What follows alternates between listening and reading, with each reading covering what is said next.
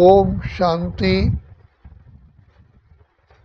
गुणों के सागर, भंडार और दाता, सारे विश्व के रचयिता, कल्याणकारी, इस सृष्टि पर आकर के हम बच्चों के साथ ऐसा पाठ बजाते हैं जो अपना संग का रंग लगा देते हैं और हम भी बाप समान वैसे ही संस्कारों वाले बन जाते हैं। शिव बाबा जो दया के सागर, प्रेम के सागर, सुख के सागर हैं, बाबा कहते हैं कि जो मेरे महावाक्य, जिसको वाणी कहते हैं, मुरली कहते हैं, अगर कोई बच्चा 10 बार भी मुरली पढ़ता है तो उसके ब्रेन में, मुख में, उसके नैनों में, कर्मों में पवित्रता आ जाती है। क्योंकि जो शब्द बोलते हैं बाबा, अगर हम वही शब्द उच्चारण करते हैं तो उन शब्दों की जो ट्यूनिंग है, जो वक्तावली है, वो हमारे ब्रेन को भी, हमारे नर्वस सिस्टम को भी बिल्कुल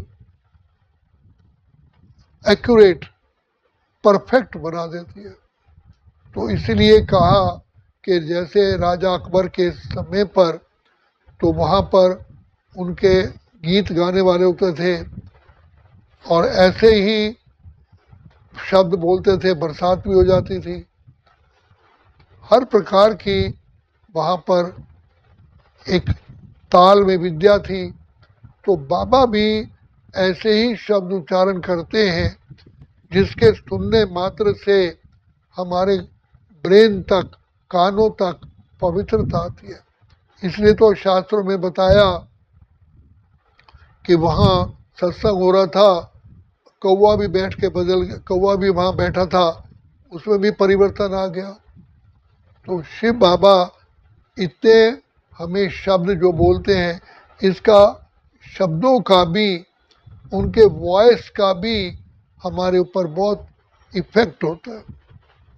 तो हमें कितना नशा होना चाहिए कि स्वयं भगवान ने जो शब्द बोले और वही शब्द हम बोल रहे हैं और उन्हीं शब्दों को हम सुन रहे हैं, इसका भी बहुत बड़ा मैजिक है।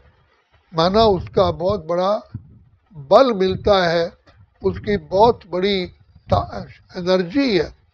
तो इसलिए बाबा कहते हैं, दादी जानकी ने एक बार कहा कि बाबा मैं तो यज्ञ में लेट आई हूँ, तो मैं कैसे इन जो भाई बहन हैं जो आगे पुरुषार्थ में बढ़ चुके हैं, मैं कैसे इन समान बनूंगी। तो बाबा ने कहा बच्ची 6 बार मुरली पढ़ना। तो दादी ने कहा ठीक है, मैं 8 बार 10 बार पढ़ूंगी। तो दादी जो बाबा के महावाक्य सुनती थी, बड़े गौर से सुनती थी। यहाँ तक कि मुरली के बाद बाबा दादी जानकी से पूछते थे बच्ची क्या सुना, तो दादी उन्हीं शब्दों को रिपीट करती थी। तो बाबा कहते हैं बच्चे ऐसी बुद्धि रखो जो बाबा की मुरली आपके ब्रेन में, दिल और दिमाग में छप जाए। तो जितना ही उन शब्दों को हम बार बार रिपीट करते हैं, उतना ही जैसे पानी बार बार हम शरीर पर डालते हैं, क्लीनलीनेस आती है। पत्थर पर भी पानी डालते हैं, वो भी चिकना शिवलिंग बन जाता है। ऐसे ही ज्ञान के शब्द भी अगर हम मनन चिंतन करते हैं तो हमारी बुद्धि बिल्कुल प्योर हो जाती है। तो बाबा कहते हैं बच्चे तुम पद्मा पद्म सौभाग्यशाली हो।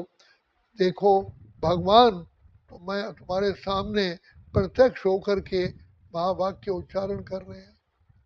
भगवान तुम्हारी झोली भर रहे हैं।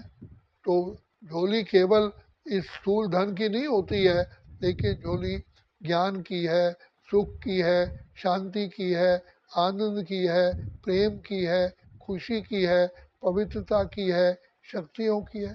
तो ये सारी हमारे अंदर प्रवेश होती है, प्रवाहित हो जाती है। तो बाबा हम बच्चों को बार बार कहते हैं कि बच्चे जो बाप आकर के परम धाम से आकर के महावाक्य उच्चारण करते हैं, उनको बच्चे ध्यान से मनन चिंतन करो तो सारी देह की भी बीमारी दूर हो जाती है, और हमारे जो पिछले पाप कर्म हैं उसको भी भस्म करने का बाबा हमें ताकत देते हैं। आत्मा में उमंग उत्साह बढ़ता है और आत्मा के अंदर विल पावर बढ़ती है। तो बाबा कहते हैं बच्चे, तुम आत्माओं को बाबा आकर के फलों का टोकरा और ड्राई फ्रूट का टोकरा तुम्हें देते हैं। तो वास्तव में ये मुरली ही है। कई बच्चे जब ट्रेन में जाते थे, सवेरे पहुंचते थे, लेट पहुंचे, बाबा की मुरली सुन तो सवेरे हो जाती थी, तो बाबा से जब मिलते थे तो बाबा कहते थे बच्चे आज के बाबा के महावाक्य सुने हैं? बोला नहीं, जाओ हॉल में टेप रिकॉर्डर है फिर सुनो। क्योंकि बाबा को पता है इन ज्ञान के शब्दों से ही जीवन परिवर्तन होता है। वास्तव में ज्ञान ही अमृत है, ज्ञान ही अंजन है, ज्ञान ही तलवार है, ज्ञान ही हमारी औषधि है। तो बाबा ने हम बच्चों को जो ज्ञान दिया कोई साधारण ज्ञान नहीं है। बाबा कहते हैं व्यास ने भी जब द्वापर युग में शास्त्र लिखे उनकी रजो बुद्धि थी, लेकिन बाबा तो पवित्रता के सागर भंडार और दाता के मुख से जो शब्द निकल रहे हैं वो शब्द तो एक किस्म के हमारे लिए एक हीरे हैं। तो हीरे तुल्य जीवन बन जाता है। तो बाबा कहते हैं बच्चे इन ज्ञान रत्नों की वैल्यू समझो। यही ज्ञान के वचन है जो हमें कांटे से फूल, कौड़ी से हीरा, कंगाल से सरताज बना देते हैं। इसलिए बाबा कहते हैं सिर्फ जो मैं आकर के ज्ञान देता हूँ वही तुम्हारे कल्याण के लिए। अगर जो शास्त्रों में लिखा है या विद्वान पंडितों ने आचार्यों में जो ज्ञान लिखा है अगर उससे ही कल्याण होना होता फिर तो सारा विश्व पतित बनता ही ना। तो बाबा आकर के हमारी कैसे रक्षा करते, शिक्षा देते, रक्षा करते, अपना सर्वस्व लुटाते। बाबा बार बार हम पर बलि चढ़ते हैं। बाबा कहते हैं तुम तो बच्चे बलि चढ़ते हो, मैं तो तुम्हारे ऊपर सारा दिन में कितनी बार बलिहार जाता हूँ। तो बाबा हमारा पालनहार है, बाबा हमारा भाग्य विधाता है, बाबा मुक्ति जीवन मुक्ति के दाता है, बाबा ही हमारा प्राणों का प्राणेश्वर है।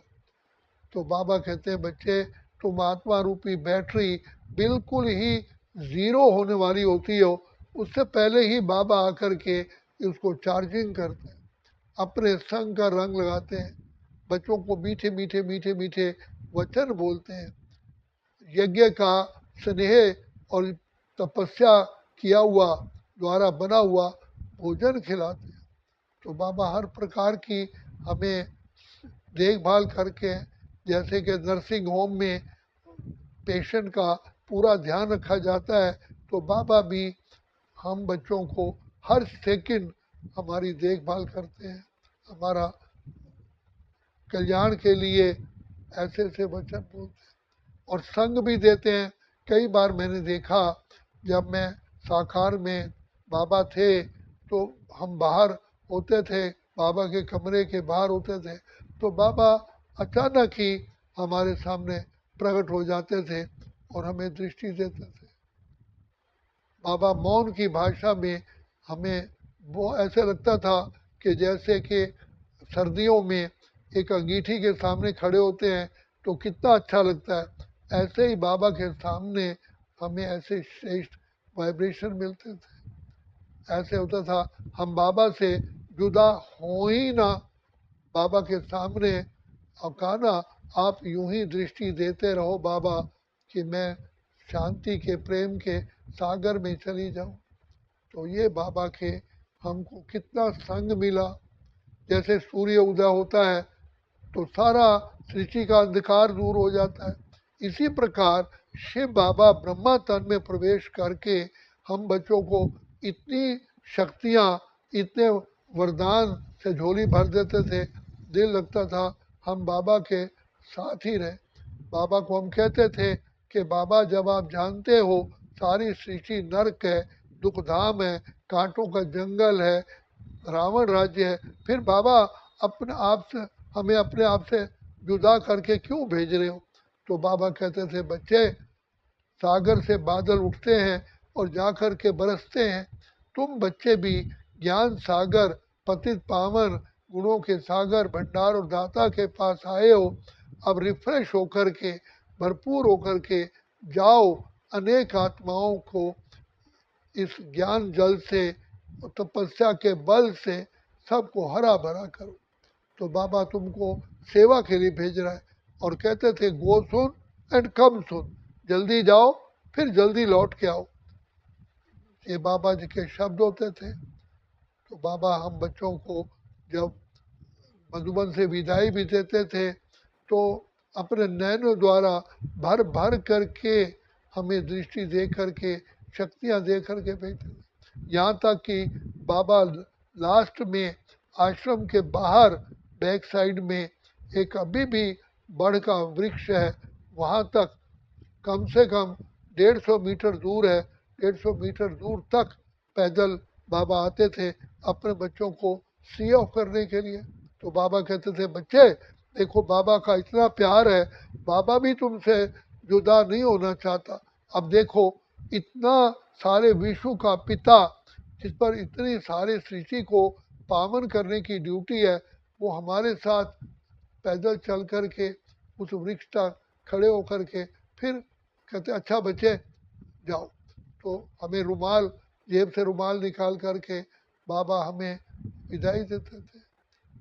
तो बाबा कहते हैं बच्चे ऐसे पिता के साथ हम रहे हैं, हम क्या बताएं कि बाबा कहते हैं बच्चे तुम पद्मा पद्म सौभाग्यशाली हो।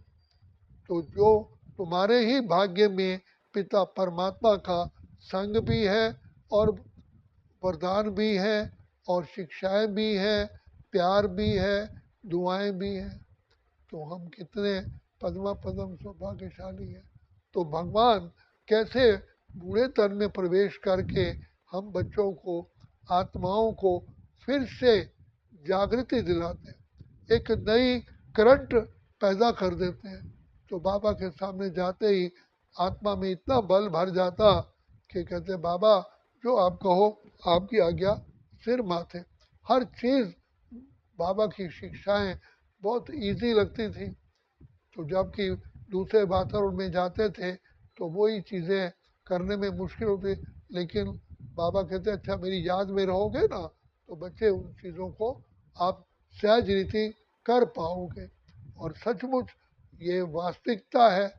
बाबा को याद करने से जो मुश्किल काम होता है वो बाबा ब्रेन में घुस करके हमें इजी करा देते, हमें हर चीज़ आगे आगे बुद्धि में टचिंग करते हैं। तो बाबा की ये शिक्षाएं हमको कल्प में एक ही बार मिलती हैं और हम कितने पद्मा पद्म सौभाग्यशाली हैं। तो बाबा कहते हैं देखो बच्चे जैसे रेनी सीजन का भी टाइम होता है, ऐसे शिव बाबा ज्ञान के सागर कल्प के संगम युग पर आकर के हम बच्चों की पालना करते हैं, पालनहार आकर के स्वयं पालना करते हैं और हमको शक्तियाँ हमारे अंदर भर देते हैं। तो बाबा के पास जैसे फायर के सामने आते ही गर्मी फील होती है, ऐसे बाबा के सामने हमें पवित्र वातावरण मिलता था, शक्तियाँ मिलती थी, बाबा की आंतरिक दिल की दुआएं मिलती थी। तो कहा इतना प्यार करेगा कौन, बाबा करते जितना। दुनिया में हर चीज़ें प्राप्त हो सकती हैं लेकिन प्रभु प्यार प्रभु के द्वारा ही मिल सकता है। तो हम आत्माएं, ब्रह्मा कुमार ब्रह्मा कुमारियाँ कितने पद्मा पद्म सौभाग्यशाली हैं जो संगम युग पर पिता परमात्मा की छत्र छाया में रह कर के हम अपने जीवन को हीरे जैसा बनाते हैं। तो बाबा कहते हैं बच्चे तुमको तो हर समय अपरंपार खुशी होनी चाहिए कि बाबा जो हम गीत गाते हैं कि बाबा आपने कमाल कर दिया, हमारा सारा जीवन आपने खुशहाल कर दिया, हम तो थे उलझन में मार्ग दिखाया। तो बाबा को प्यार से याद करने में ऑटोमेटिकली हमारे अंदर खुशियों की, आनंद की, सुख की, पवित्रता की लहरें उत्पन्न होती। तो हम धन्य धन्य हो गए जो प्रभु को भा गए। तो ये जिंदगी बार बार ये वातावरण नहीं मिलता है, तो हम बाबा के संग संग रहते हैं। बाबा अपना संग देने के लिए देखो सेकंड में ब्रह्मातन में प्रवेश करके हम बच्चों के को बहलाते थे और बहला रहे हैं। आज भी तुम कर्म अपना कर रहे, आसमां से छत्र छाया कर रहे। भगवान हमारा साथी है, हम उनके संग संग रहते हैं, वो भी अपने संग संग रहते हैं जैसे दीपक में बात। तो बाबा कहते हैं बच्चे, तुम बच्चों का भाग्य का भक्त लोग वर्णन करते हैं, कीर्तन करते हैं, और तुम बाबा की छत्र छाया में आनंद की लहरें ले रहे हो। तो यही वो कहते हैं जैसे कि सावन बीता जाए रे, ऐसे ही ये संगम की घड़ियाँ लिपटती जा रही हैं। इसलिए बाबा कहते हैं सेकंड, जो संगम का हर सेकंड सफल करो और सफलता मूर्त बनो। तो जो श्वासों को, समय को सफल करता है, तो फिर वही सतयुग में आकर के श्री कृष्णपुरी में सुख भोग, पाप कर्म भस्म हो जाते हैं, खुशियों से हम अपने घर मुक्ति धाम जाते हैं, फिर लौट के हम अपने सुख धाम में आते हैं। तो बाबा कहते हैं बच्चे, सिर्फ तुमको जाना है और लौट के आना है, बस ब्रह्म लोग जाओ, हाथ लगा करके फिर नीचे आओ, सुखधाम तुम्हारा इंतजार कर रहा है। तो ऐसी पावन बाबा आकर के हमको जीवन देते हैं, जो 2 युगों तक हम बिल्कुल ही पावन, सतो प्रधान और सतोगुणी रहते।